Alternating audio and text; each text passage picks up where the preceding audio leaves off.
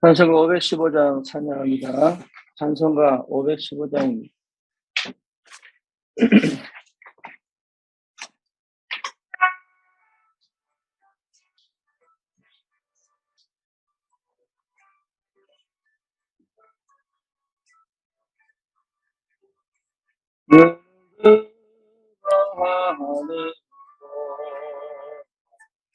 어지러운 세상 중에 곳곳마다 상하며 산식 소리 들려온다. 빛을 잃은 많은 사람 이름을 헤매이며 강자처럼 기지나 믿는 자여 어리할고 눈을 들어 하늘로 어두워진 세상 중에 외치는 자만큼만 생명 쓰는 말라서라 죄를 용서하신 주 원한 일 고쳐주시나 대답하리오 믿는 자여 어리할고 눈을 들어 하늘 보고 살아계신 주 하나님 약한 자를 부르시 하늘 뜻을 전하셨다. 생명 주는 홀로 예수 사분이 원하주니라. 주님 나를 부르시 믿는 자여 어리할고 눈을 들어 하늘로 다시 사신 그리스도 만배성을 사랑하라 오래 참고 기다리셔 인내하신 우리 구 예수님 바라시는 날 꼭 가까이 임하는 믿는 자여 어리할고 아멘. 신앙 고백합니다. 전능하사 천지를 만드신 하나님 아버지를 내가 믿사오며 그 외아들 우리 주 예수 그리스도를 믿사오니 이는 성령으로 잉태하사 동정녀 마리아에게 나시고 본디오 빌라도에게 고난을 받으사 십자가에 못 박혀 죽으시고 장사한 지 사흘 만에 죽은 자 가운데서 다시 살아나시니 하늘 오르사 전능하신 하나님 우편에 앉아 계시다가 저리로서 산 자와 죽은 자를 심판하러 오시리라. 성령을 믿사오며 거룩한 공예와 성도가 서로 교통하는 것과 죄를 주신 것과 몸이 다시 사는 것과 영원히 사는 것을 믿사옵나이다. 아멘. 하나님 말씀 마태복음 21장입니다.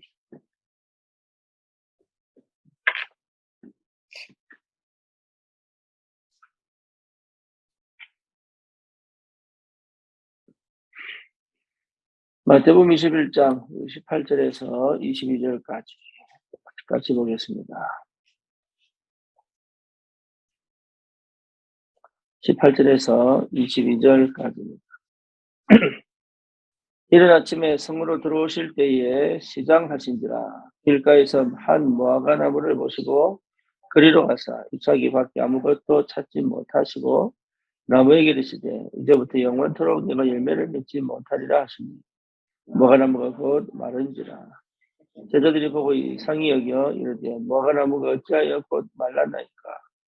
예수께서 대답하여 이르시되 내가 진실로 너희에게 이르노니 만일 너희가 믿음이 있고 의심하지 아니하면 이 무화과나무에게 된 이런 일만 할 뿐 아니라 이 산들어 들려 바다에 던져지라 하여도 될 것이요 너희가 기도할 때 무엇이든지 믿고 구하는 것은 다 받으리라 하시니라. 아멘.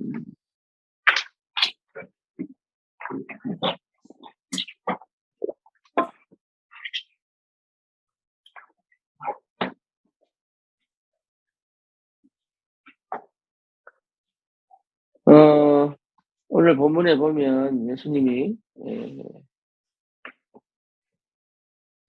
아마도 성이라고 하면 예루살렘 성이겠죠. 예루살렘 성으로 들어가실 때에 배가 고프셨던 거.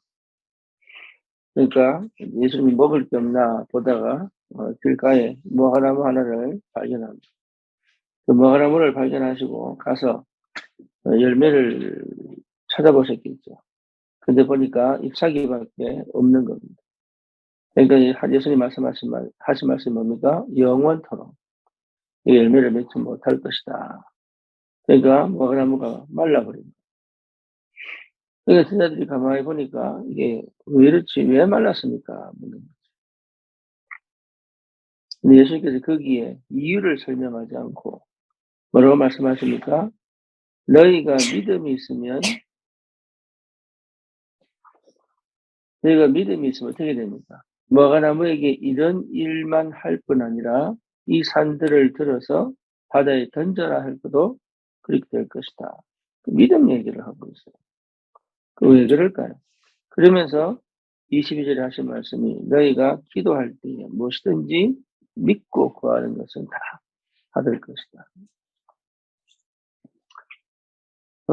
이 무화과는 이스라엘을 상징합니다. 이스라엘. 하나님 이스라엘이 누구예요? 언약 백성입니다. 언약 백성은 하나님이 왜 이스라엘을 언약 백성으로 불렀어요? 이유는 하나죠. 전 세계에 하나님이 살아계시다는 것을 보이는 민족.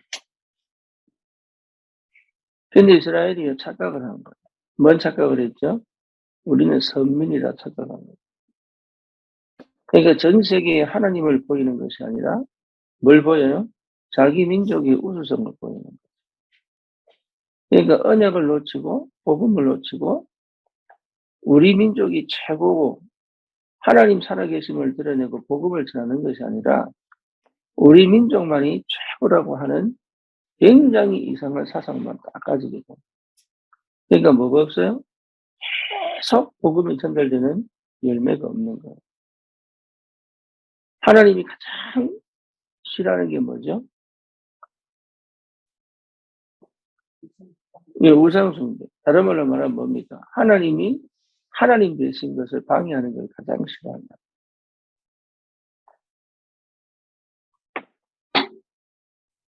그러니 이스라엘은 망할 수밖에 없어요. 무화과나무가 마른 것처럼. 그렇죠. 그러니까 하신 말씀 뭡니까? 믿으면 역사를 난다. 믿으면 역사를 난다. 이스라엘이 지금 안 믿고 있잖아요.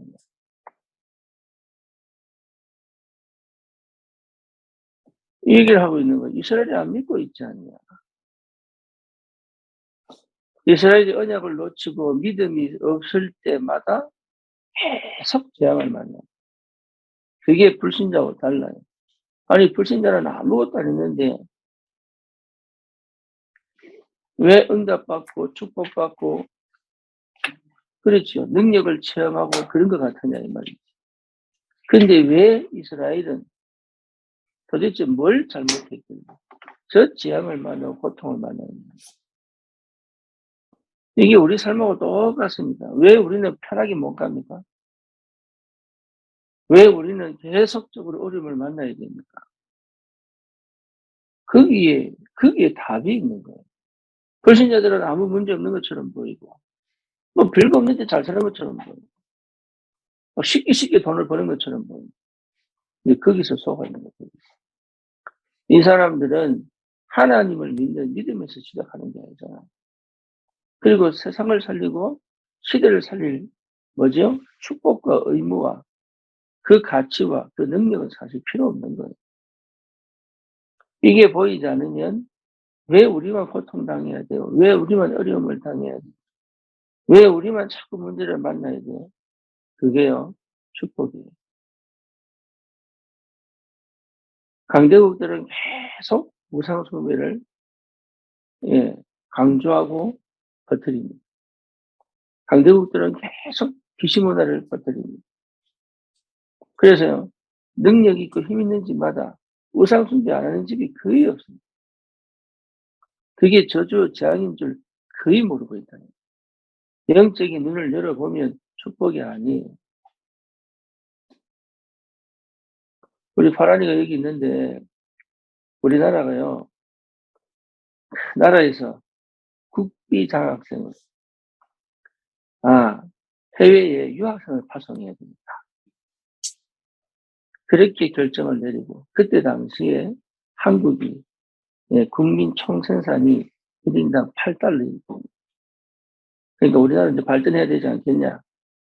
이래가지고 국비 장학생을 선발해서 2명을 한 나라에 보내요. 그 나라가 어딘 줄 아세요? 파키스탄이에요. 파키스탄이 그때 그렇게 잘 살았어요. 그런데 왜 두 나라가 역전이 되느냐? 이유는 하나입니다. 그게요, 믿음의 차이요, 복음의 차이. 우리나라가 잘 사는 이유는 민족성이 강한 게 절대 아니에요. 복음 때문에. 그걸 거의 몰라요. 일본이 잘 사는 것처럼 보여도 그렇지 않습니다. 집집마다 정신병이 있어요. 미국이 잘 사는 것처럼 보여도 그렇지 않습니다. 계속 뭡니까? 강도, 살인. 이게 유해지 문화가 쫙 퍼져가 전부 마약합니다. 큰일 났습니다.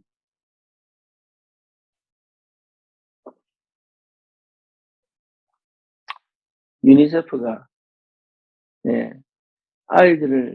아이들이 굶는 것을 막아야 되겠다고 한 나라를 선정한 유럽 나라가 있어요. 뭔지 아세요? 영국입니다. 영국이 아직도 굶고 있어요. 왜냐, 돈이 없어요.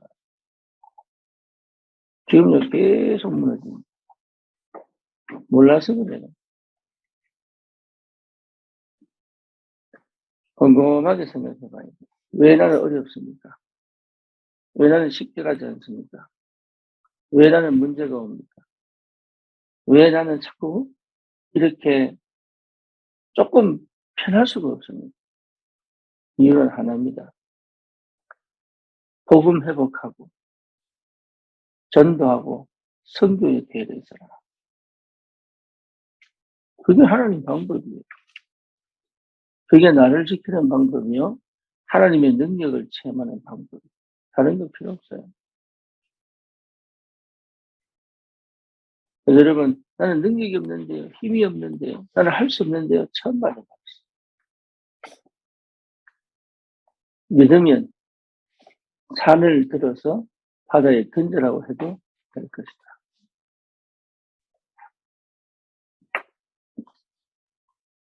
그게 누굽니까? 렘넌트 7명입니다. 렘넌트 7명은요, 그 한 사람이 한 나라를 뒤집습니다. 절대 할 수 없는 상황인데 절대 가능으로 바꿔버리고, 한 개인이 할 수 없는 그 일에 하나님이 능력으로 역사해요.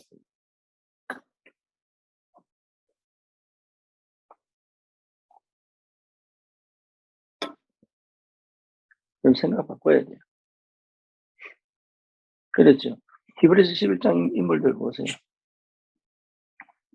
세상이 감당치 못하는 사람입니다. 여러분, 내 한 사람이 그런 사람이에요. 그러니까 우리의 사고 구조, 우리의 생각 구조를 뒤집어야 돼요. 내가 좀 노력해서 하나 얻어먹고, 내가 조금 열심히 기도해서 하나 찾아먹고, 이런 수준이 아니라니까요. 산을 들어 바다에 던져지라 하도 할 것이다.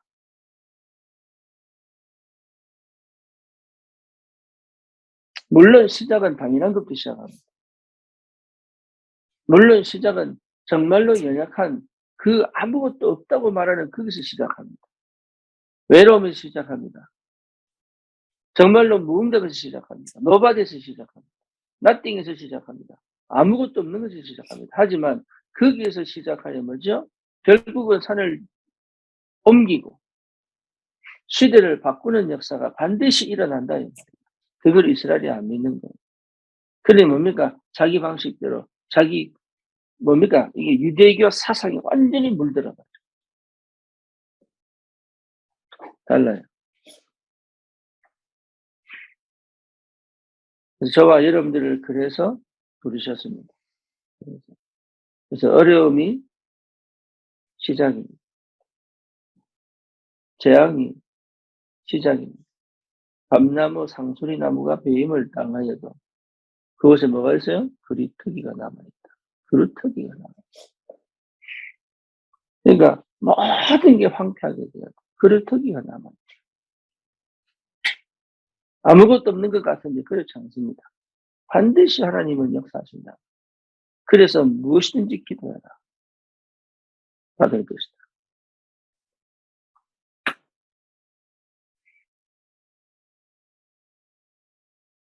여러분 네? 어려움이, 재앙이, 문제가, 상황이, 형편이 복음을 못 깨달으면 계속 뭐로 남아요? 상처로 남아. 상처로. 복음을 못 깨달으면 상처로 남아. 왜 나만 어렵습니까? 왜 나만 괴롭습니까? 왜 나에게만 문제가 계속 옵니까? 왜 나는 풀리지 않습니까? 왜 나는 계속 이렇게 고통당합니까? 거기에 착하게. 그래야 돼요. 그게 나를 오직으로 몰고 간 겁니다.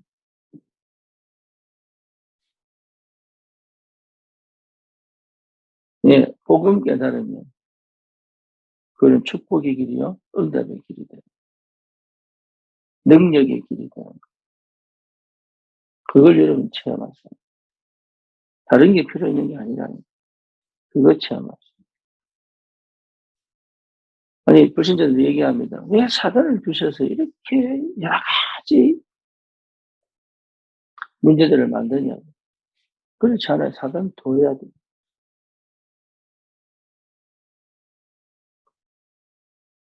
왜 그래요? 그래야 하나님께 계속 가게 만든다. 불신자 6가지 상태, 그게 완전 운명과 저주, 재앙이 묶인 겁니다.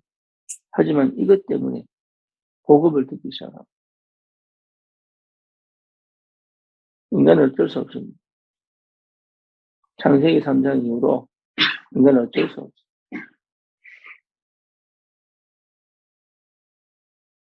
그래서 하나님은, 저와 여러분들을 하나님은 시대 살릴 전도자로 부르셨습니다. 그래서 재앙을 보는 눈이 바뀌어야 돼요. 문제와 사건을 보는 눈이 바뀌어야 돼요. 그 속에서 하나님은 나를 분명하게 부르신, 나에 대한 확신이 분명하고 선명하게 있어야 돼요. 거기서 뭡니까? 믿음을 회복하고 기도 속으로 들어가는 거죠.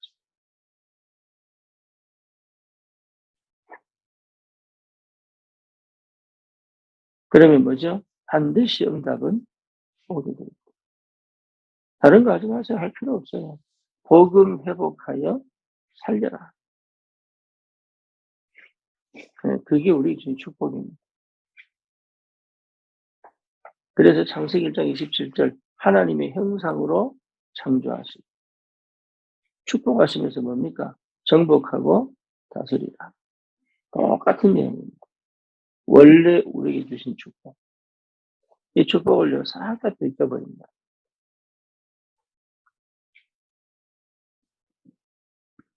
새롭게 시작하는 은혜가 있기를 주님의 이름으로 축원합니다. 여러분 인생 완전 뒤집어 봐요. 하나님 그 축복을 주셨어요. 내 방식대로, 내 생각대로, 세상의 기준대로, 세상의 방식대로 사는 게 아니에요. 우리는 그렇게 사는 사람들이 아니에요. 하나님이 내게 채우시는 사람. 그래서 우리는 하나만 하면 돼요. 그렇죠? 그게 복음입니다. 하나만 하면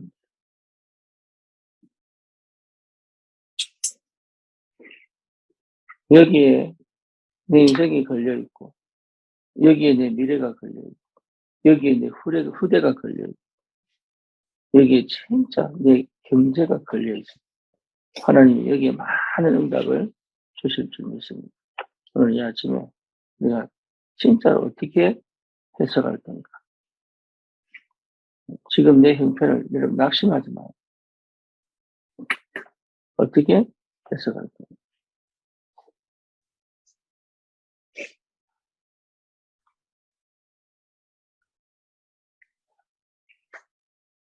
그래서 복음을 깨달으면 모든 재앙은 길이 되지만 그렇지 않으면 전부 상처가 됩니다. 복음 가진 자가 당하는 모든 재앙과 문제에는 하나님의 비밀이 들어있습니다.